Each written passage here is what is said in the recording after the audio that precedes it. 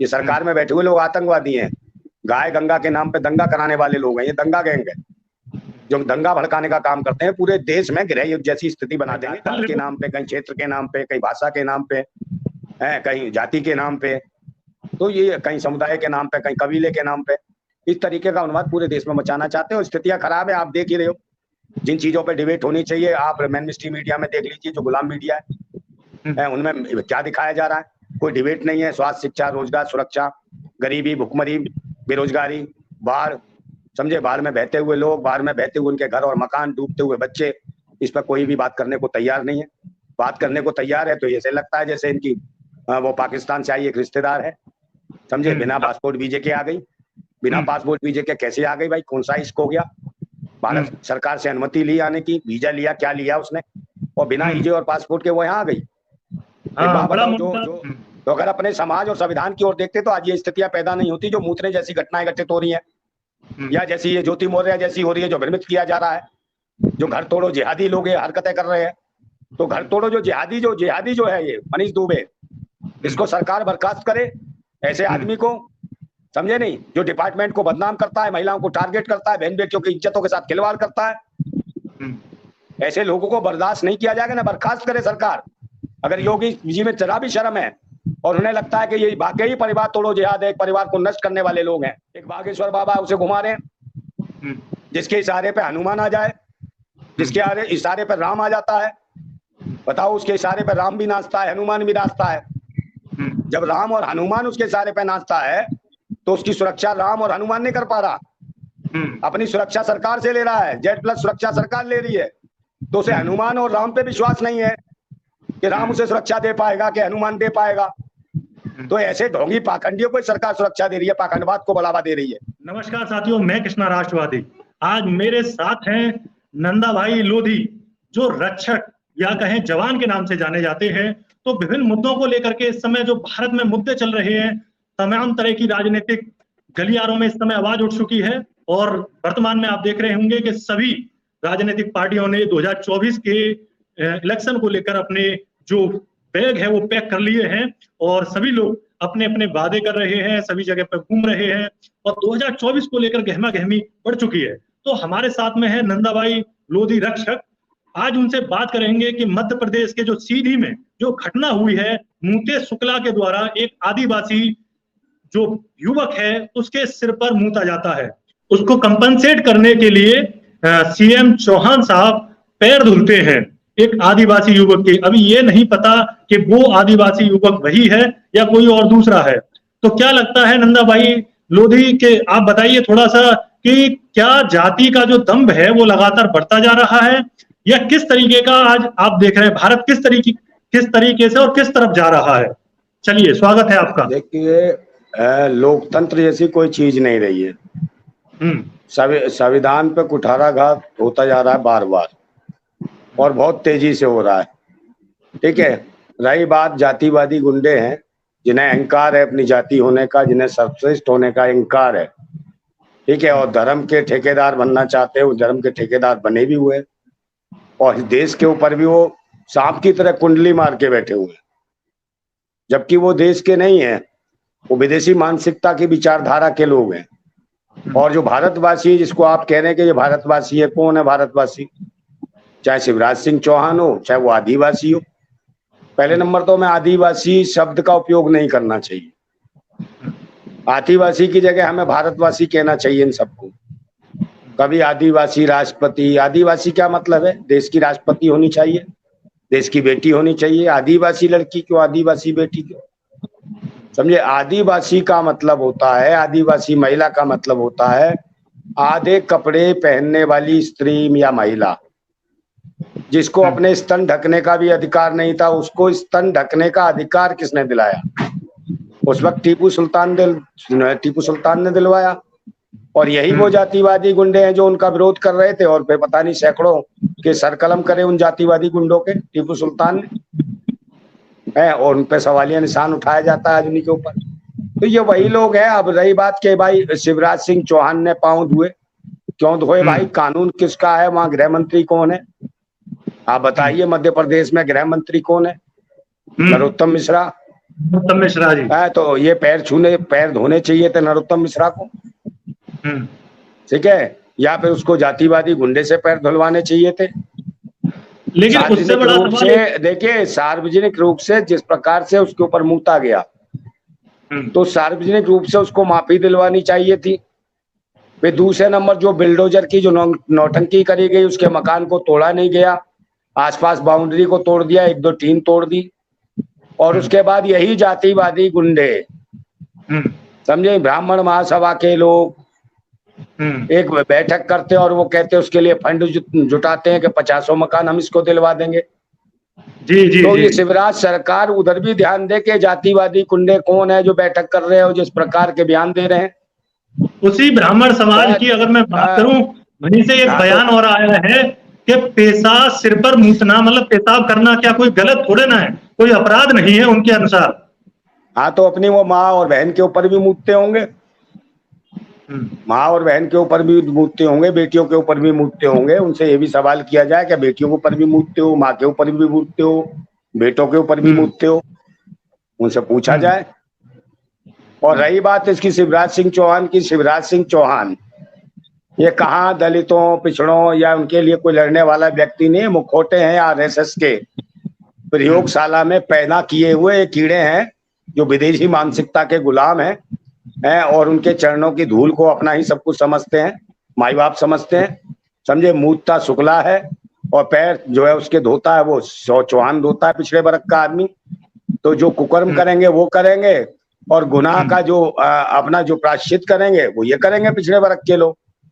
इसी प्रकार से क्या है, जब जिस देश के राष्ट्रपति आदिवासी हो, जिसको कहते हैं आदिवासी तथाकथित, जो आदिवासी महिला को जिसको मंदिर में दर्शन ना किए जाने दिए जाते हों, और इतनी स्थिति जिस राष्ट्रपति को ये नहीं पता कि राष्ट्रपति के अपने अधिकार क्या होते हैं या हमारा अधिकार क्या है, या संविधान हमें किस चीज की इजाजत देता है, समझे नहीं। जो जिनको मंदिर में दर्शन करने से रोका जाए जिस राष्ट्रपति को, तो उसको ये नहीं पता कि मेरा विशेषाधिकार क्या है। वो तुरंत जो चाहे राष्ट्रपति तो मंदिर को भी उठवा के कहीं भी रख सकती है, और राष्ट्रपति चाहे तो दर्शन कर सकती है, और कौन सा पंडित है उसे जेल में डाल सकती है राष्ट्रपति को रोकने के उसमें है बीच में।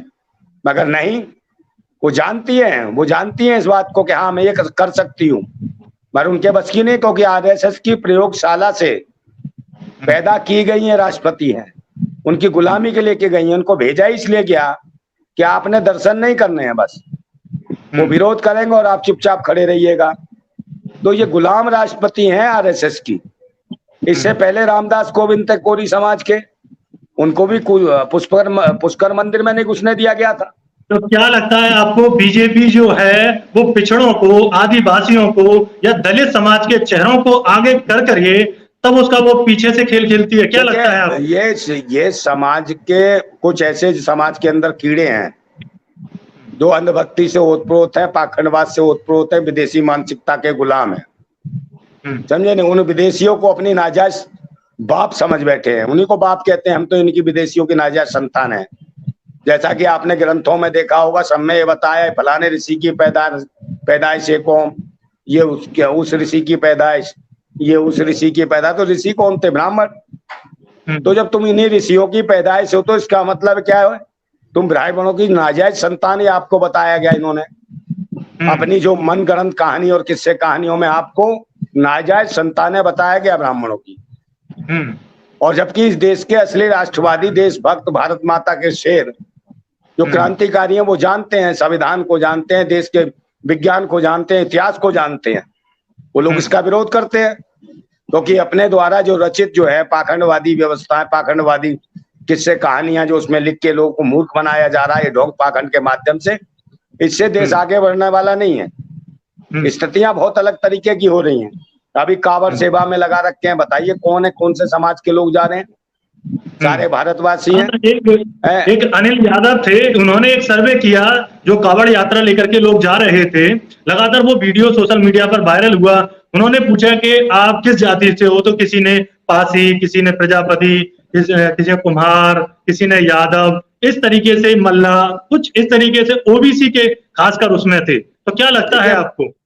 मैं कहता रहा हूं, जो भारतवासी हैं, जो इस देश के बच्चे हैं, इस भारत माता के लाल हैं, उन्हीं को इस तरीके से कांवड़ यात्रा में लगाया जाता है।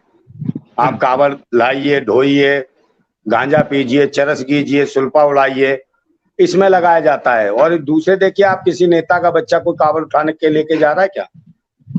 आप वहां देखिए। और किसी ऐसे पाखंडी जो अहंकारी जातिवादी गुंडा, उसका कोई बच्चा देखिएगा आप कांवड़ लेने जा रहा है, वो नहीं लेके जाएगा, समझे नहीं। और वो तो कैंप लगा के बैठा होगा, और जो लोग जा रहे हैं उनके घर से चंदा इकट्ठा करके कैंप लगा के बैठा होगा, उनकी माताओं बहनों से पैर छुआ रहा होगा, तो दक्षिणा पा रहा होगा। मगर ये जाएंगे, और स्थिति आई है कि इनको चाहते ही अंधभक्ति में लगाना, शिक्षित रखाना, अनपढ़ रखना, ताकि अंधविश्वासी बने, ईंट पत्थरों में इनका विश्वास जुड़े, इन्हें किताबों से कोई मतलब ना हो। और यही वजह है कि हम जब ये कांवड़ लेने जाते हैं तो इनके ऊपर फूलों की वर्षा कराई जाती है हेलीकॉप्टर से। और जब यही भारतवासी पढ़े लिखे जब लोग हैं, युवा जो हैं, जब रोजगार मांगते हैं तो उनके पिछवाड़े पर लट पड़ते हैं, लटकी वर्षा होती है, तो पिछवाड़ा भी ठोक के लाल करते हैं और मुखवाड़ा भी मार मार तमाचों के लाल करते हैं। तो ये कहते हैं ये है रामराज, देखिए हनुमान बना दिया, पिछवाड़ा भी लाल और मुंह भी लाल, तो ये है राम भक्त हनुमान। तो आप वही हनुमान है, वही भारतवासी है जो अच्छे खासे आदमी को भी उन्होंने कहा कि भाई हनुमान कौन थे? हनुमान आदिवासी थे, योगी जी ने कहा। तो एक बात बताइए, हनुमान जी दलित बताया था, दलित। हाँ ना, आदिवासी कहा था उन्हें, आदिवासी दलित ही होते एक तरीके से। जी है, तो उन्हें आदिवासी कहा, शिव को आदिवासी कहा। तो एक बात बताइए, जो इनके पूर्वज, जो आदिवासियों के पूर्वज थे, शिव और हनुमान, तो इनके वंशजों को, हनुमान जी के वंशजों को शिव के वंशजों के मुंह पे मूता जाता है। तो ये कौन लोग हैं? कौन हरामी के बीज हैं? तो इन्हें क्यों नहीं सरेआम इन्हें उड़ाया जाता? जो सार्वजनिक रूप से किसी की बेइज्जती कर रहा है भारतीय समाज के लोगों की, तो ऐसे लोगों को सरेआम सार्वजनिक रूप से मार देना चाहिए। एक तब तो आप मरवाते हो गुंडों से, जय श्री राम के नारे लगवा के पुलिस कस्टडी में, तो ऐसे लोगों को कौन मारेगा भाई? और ऐसे लोग कौन मारेगा जो यूं कह रहा है, जो सरकार का अवहेलना कर रहा है, मुख्यमंत्री की अवहेलना कर रहे हैं, कह रहे हैं भाई 50 मकान बना के देंगे, इसके लिए चंदा इकट्ठा कर रहे हैं। तो ऐसे लोग कौन है? उनको गिरफ्तार करे सरकार, उनको जेल भेजे, समझे? सरकार के खिलाफ जो जा रहे हैं उनको भेजे। जी, अभी एक सवाल था नंदा जी कि कल आपने देखा होगा कि किस तरीके से टाइम्स नाउ की एक रिपोर्टर जो ब्रजभूषण शरण से एक सवाल पूछ रही थी कि क्या आप बीजेपी से इस्तीफा देंगे, तो आपने देखा होगा किस तरीके से उसका माइक फेंक दिया और बड़ा उसके साथ में बदतमीजी हुई। तो उसकी जब चार्जशीट तैयार हो चुकी है, तो अभी भी बीजेपी उससे इस्तीफा क्यों नहीं ले रही है, क्यों बर्खास्त नहीं कर रही है, क्या कारण है? देखिए, बर्खास्त तो करेंगे नहीं, हो सकता है, कहते हैं ना कुछ तो कुछ और लोग भी, सीनियर नेता भी इसमें लिप्त होंगे, क्योंकि वो तो जीता जागता सबूत है कि जो महिला जो खिलाड़ी थी और युवा थी और बच्चियां भी कुछ वहां ट्रेनिंग करती थी लखनऊ में, तो उन्हीं महिलाओं ने बताया कि भाई वो जो स्टेडियम के पिछवाड़े से, जहाँ कैमरा नहीं लगा था, वहां से महिलाओं को पीछे से ले जाया जाता था और महिलाओं बेटियों को सप्लाई किया जाता था। तो ये जाने के कहाँ किस जगह कौन कौन से नेताओं को, महिला खिलाड़ी बच्चियों को जो नई नई आई थी उनको सप्लाई किया जाता था। तो कहीं ना कहीं उन्हें ये डर है कि कहीं ऐसा ना हो ब्रजभूषण की गिरफ्तारी और वो सबके नाम के खुलासे कर दे और नेताओं। तो समझे नहीं, सब एक जैसे ही है, इनका कहीं ना कहीं कोई दिक्कत है। जब तो उन्होंने नाम भी की लिया भाई, ब्रजभूषण ने कहा था कि योगी जी, मोदी जी कहेंगे और अमित शाह जी कहेंगे तो मैं इस्तीफा दे दूंगा। तो इतना बड़ा सवाल जो कह रहा है, ये कहेंगे तब इस्तीफा देगा, वरना कुछ नहीं है, कोई संविधान नहीं, कोई कानून नहीं है। तो प्रश्न चिन्ह लगता है इसके ऊपर कि योगी, मोदी जी का और अमित शाह जी का नाम क्यों ले रहा था? क्या इनसे डरते हैं अमित शाह जी, मोदी जी इनसे डरते हैं जो इस्तीफा नहीं लिए? और यौन शोषण का मामला, मुकदमा दर्ज हुआ, पॉस्को में दर्ज हुआ, उसके बावजूद भी तो कहीं ना कहीं तो सरकार की जो दोहरी नीति है, इनके चाल चलन पर, इनके आचरण पर कहीं ना कहीं प्रश्न चिन्ह लगता है। और मुझे लगता है शायद इस सरकार में, या इस सरकार में और भी सांसद, विधायक और भी ऊंचे पदों पर बैठने वाले लोग कहीं ना कहीं इस शोषण में शामिल हो सकते हैं, इसलिए उन्हें डर है जो प्रदूषण से। बड़ा सवाल है ये, आप बड़ा सवाल उठाना, बड़ा एलिगेशन बिल्कुल लगा रहे हैं बिल्कुल आप। बिल्कुल नहीं गिरफ्तार कर रहे, इसलिए नहीं कर रहे। पहले 4-5 महीने जांच में लगा दिए। बताइए, सरकार इनकी, एजेंसी इनकी, सब कुछ जांच एजेंसियां इनकी, फिर भी भाई 4-5 महीने जांच में निकाल दिए। और कोई आम व्यक्ति होता तो उसको उसी दिन ठाके बंद कर देते, अभी जेल में रो रहा होता, पड़ा होता, उसकी जमानत भी नहीं होती पॉस्को जैसे मामले में। और ये बाहर तो घूम रहे हैं मजे से। मणिपुर की जो हिंसा है उसमें थम नहीं रही, मणिपुर में, उसको लेकर प्रधानमंत्री जी चुप क्यों हैं? भाई मणिपुर में क्या है, मणिपुर में इनकी सरकार है, भारतीय जनता पार्टी की सरकार है। पुलिस इनके हाथ में, सब कुछ इनके हाथ में। ये जानबूझ के दंगे करा रहे हैं, वहां पर चर्चों में आग लगवा रहे हैं, सब कुछ करा रहे हैं। और फिर जातिवादी हिंसा कराई इन्होंने। वही अनुसूचित जाति, जनजाति, वनवासी, सबको पता नहीं कहां से कहां, शहरी लोगों को भी डाल दिया अनुसूचित जातियों वनवासियों में। तो वो युद्ध करने लगे, उनकी जगह घेरने लगे। तो ये लोग वो है, ये आतंकी लोग हैं, ये सरकार में बैठे हुए लोग आतंकवादी हैं। गाय गंगा के नाम पे दंगा कराने वाले लोग हैं, ये दंगा गैंग है जो दंगा भड़काने का काम करते हैं। पूरे देश में गृह युद्ध जैसी स्थिति बना देंगे, कहीं जात पात के नाम पे, कहीं क्षेत्र के नाम पे, कहीं भाषा के नाम पे, कहीं जाति के नाम पे, तो ये कहीं समुदाय के नाम पे, कहीं कबीले के नाम पे, इस तरीके का उन्माद पूरे देश में मचाना चाहते हैं। और स्थितियां खराब है, आप देख ही रहे हो। जिन चीजों पे डिबेट होनी चाहिए, आप मेन स्ट्रीम मीडिया में देख लीजिए, जो गुलाम मीडिया है उनमें क्या दिखाया जा रहा है, कोई डिबेट नहीं है। स्वास्थ्य, शिक्षा, रोजगार, सुरक्षा, गरीबी, भुखमरी, बेरोजगारी, बाढ़, समझे, बाढ़ में बहते हुए लोग, बाढ़ में बहते हुए उनके घर और मकान, डूबते हुए बच्चे, इस पर कोई भी बात करने को तैयार नहीं है। बात करने को तैयार है तो ऐसे लगता है जैसे इनकी वो पाकिस्तान से आई एक रिश्तेदार है, समझे, बिना पासपोर्ट वीजे के आ गई। बिना पासपोर्ट वीजे के कैसे आ गई भाई, कौन सा इश्क हो गया? भारत सरकार से अनुमति ली आने की, वीजा लिया, क्या लिया उसने, और बिना वीजे और पासपोर्ट के वो यहाँ आ गई। एक बात बताओ, जो महिला अपने खसम की नहीं हुई, अपने मुल्क की नहीं हुई, अपने बच्चों की नहीं हुई, वो यहाँ कैसे किसी की हो जाएगी? तो बड़ा सवाल है, कहीं ऐसा तो नहीं है ये पाकिस्तान की जासूस हो और कोई एक बड़ा हादसा हो जाए। और पबजी गेम के चक्कर में, कहीं पबजी गेम के चक्कर में जो इश्क बताएगा, पबजी गेम खेली, उस गेम के चक्कर में कहीं भारत में कोई बड़ा गेम ना हो जाए, इसकी हमें चिंता है थोड़ी सी। थोड़ी क्या, काफी चिंता है कि ऐसे लोगों का, जब तक कि पूरी जांच एजेंसियां है भारत के अंदर, इस महिला की ठीक से जांच होनी चाहिए। और दूसरे नंबर ये भी पूछना चाहिए भाई, आप बिना तलाक के कैसे आ गई? बहुत सारी चीजें। हाँ, और 3 तलाक की बात करते थे आप, इसकी बात करते थे। आप कहते थे कि भाई हम तो वो घर वापसी कराएंगे, तो घर वापसी किसकी करा रहे हैं? पाकिस्तान से कोई हिंदू महिला आती तो लगता कि आपने घर वापसी करा ली। आप तो मुसलमानों को ही घर के अंदर घुसेड़ रहे और बिना पासपोर्ट वीजे के, और मुसलमानों के द्वारा पैदा किए हुए बच्चे साथ ला रही हैं। ठीक है, मुसलमानों के बच्चे ही, जो 2 बेटे आए हैं उसके, वो भी तो भाई तुम्हारी लड़कियों के साथ ही ब्याह करेंगे। हैं, तो एक बात बताओ, 2 साथ में दामाद भी लेके आई है इनके लिए। हैं, तो ये क्या करेगी क्या नहीं करेगी, इसकी जांच होनी चाहिए गंभीरता से। इसकी तो कोई चीज नहीं है। एक आखिरी सवाल, क्या लगता है आपको 2024 को लेकर के, क्या लगता है कैसे सूत्र आ रहे हैं? क्या बीजेपी सरकार बनेगी या विपक्षी एकता इस बार बीजेपी को हराएगा? क्या लगता है? विपक्षी एकता कुछ नहीं कर सकती जब तक ईवीएम मशीन पे चुनाव हो रहा है। आप कितने भी इकट्ठे हो जाइए, जब तक ईवीएम मशीन पे चुनाव होगा आप कुछ नहीं कर सकते। ये नाटक नौटंकी है, या डर का कारण समझ लीजिए, दहशत है।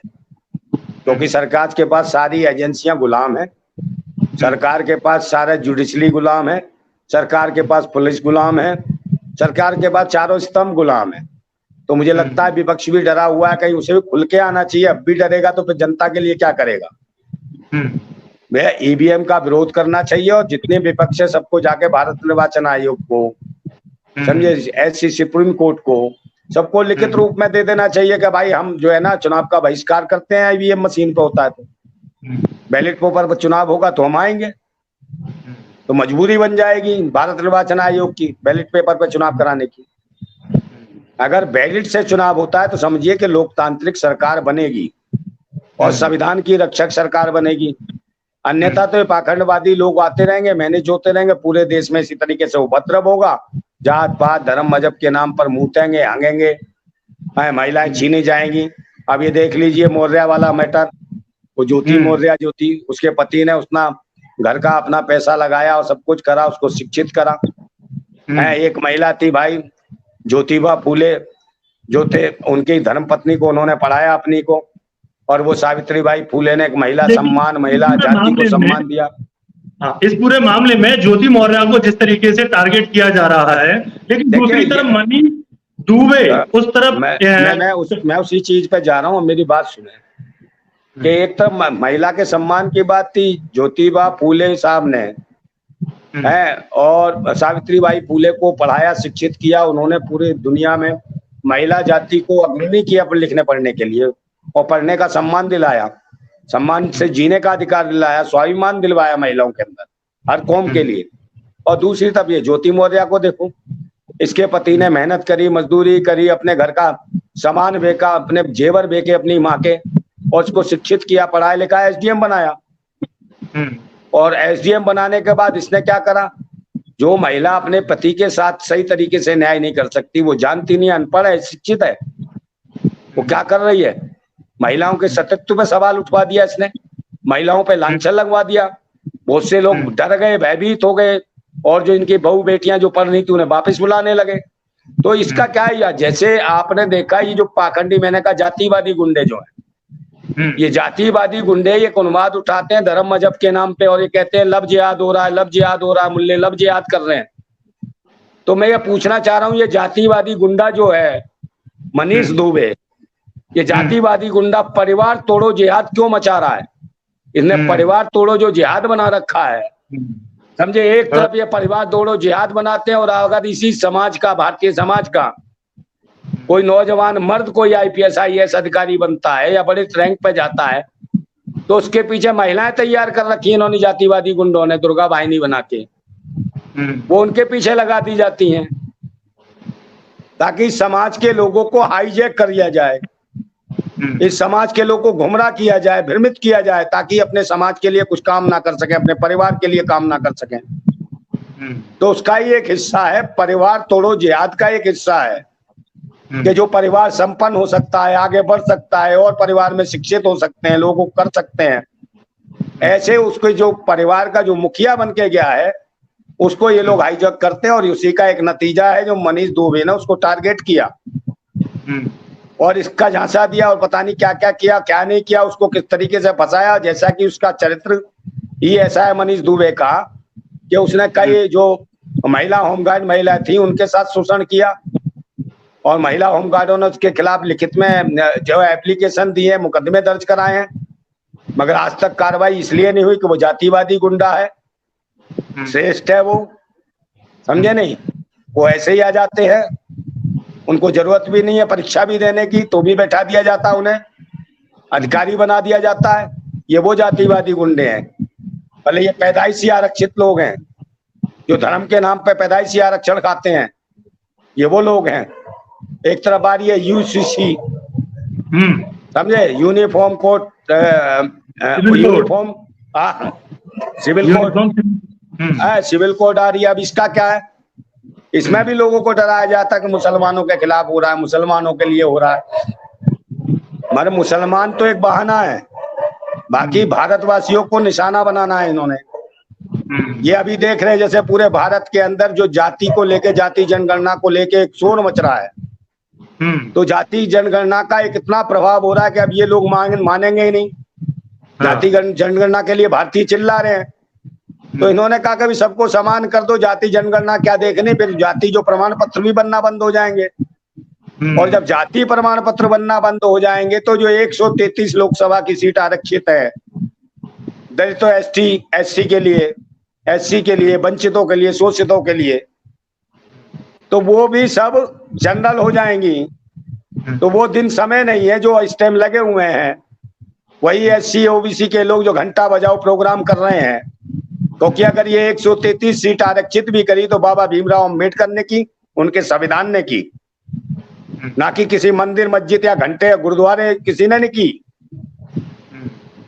समझे नहीं? आज स्थिति वही आने वाली है कि जब जनरल होंगे, सभी सामान्य हो जाएंगे, तो निश्चित ये है कि आरक्षित सीटें भी खत्म होंगी और फिर वो दिन नहीं है कि फिर वो आपको 1000 साल पुराना जमाना दिखने लगेगा कि चेहरे पे फिर इनके कुल्हड़ बंधे होंगे और पिछवाड़े पे झांकर।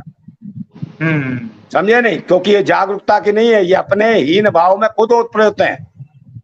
बाबा साहेब ने इनको अधिकार दिए मगर अपने समाज के लिए कभी काम करने की ओर अग्रसर नहीं हुए।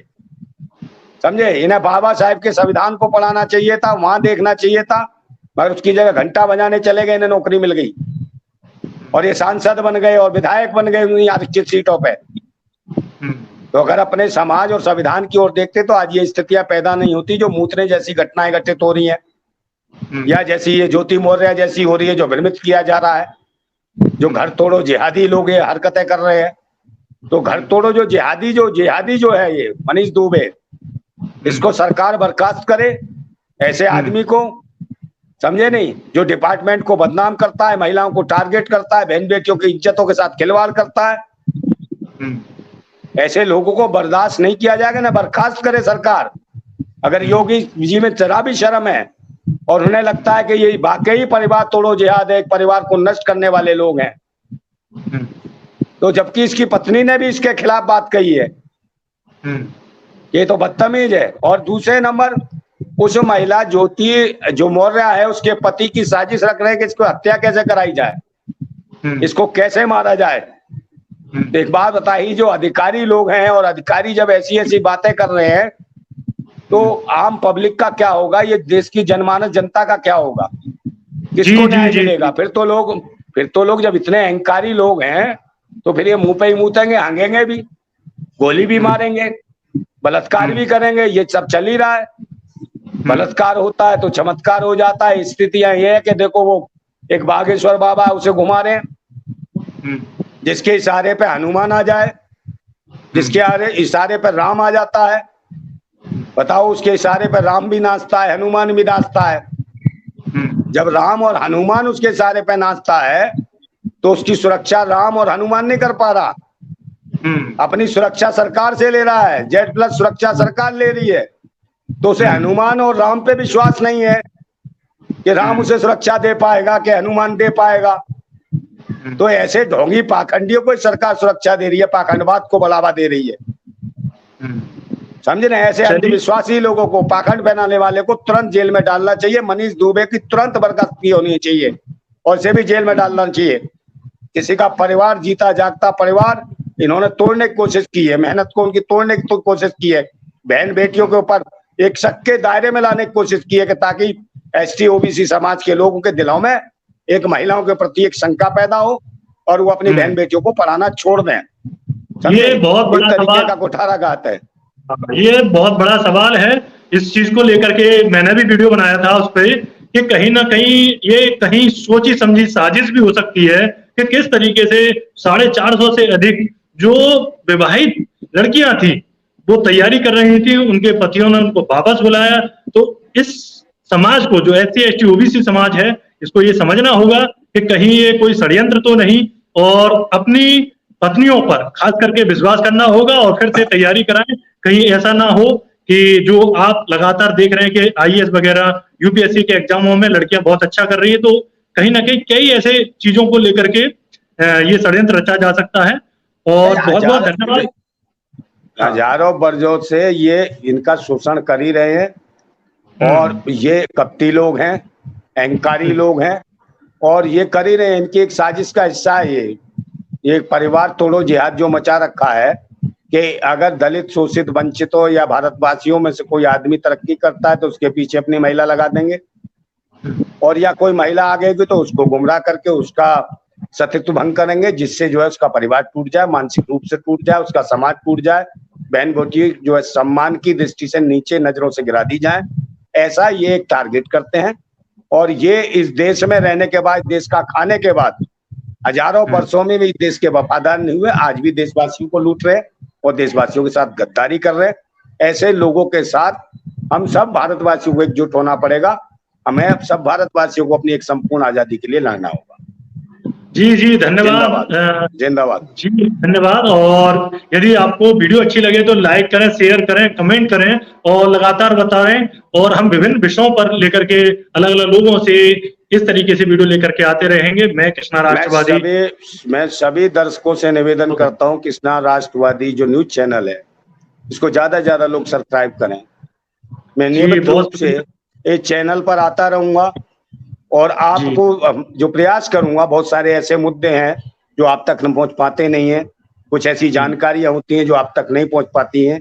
तो ये कृष्णा राष्ट्रवादी एक ऐसा चैनल है जो राष्ट्रवाद की सच्ची लड़ाई लड़ रहा है, समझे नहीं? तो ये कृष्णा जी के साथ आइए और इसको सब्सक्राइब कीजिए, समाज के लोग करें, पूरे भारतवासी करें और बढ़ चढ़ कर आए सभी लोग। और एक अच्छा चैनल आपको सुनने और देखने को मिलेगा, सही सही जानकारियां मिलेंगी, सभी क्षेत्रों की जानकारियां मिलेंगी। और सभी को मेरा हाथ जोड़ के निवेदन है कि सभी लोग इस चैनल को सब्सक्राइब करें। धन्यवाद। जी जी जी शुक्रिया, धन्यवाद।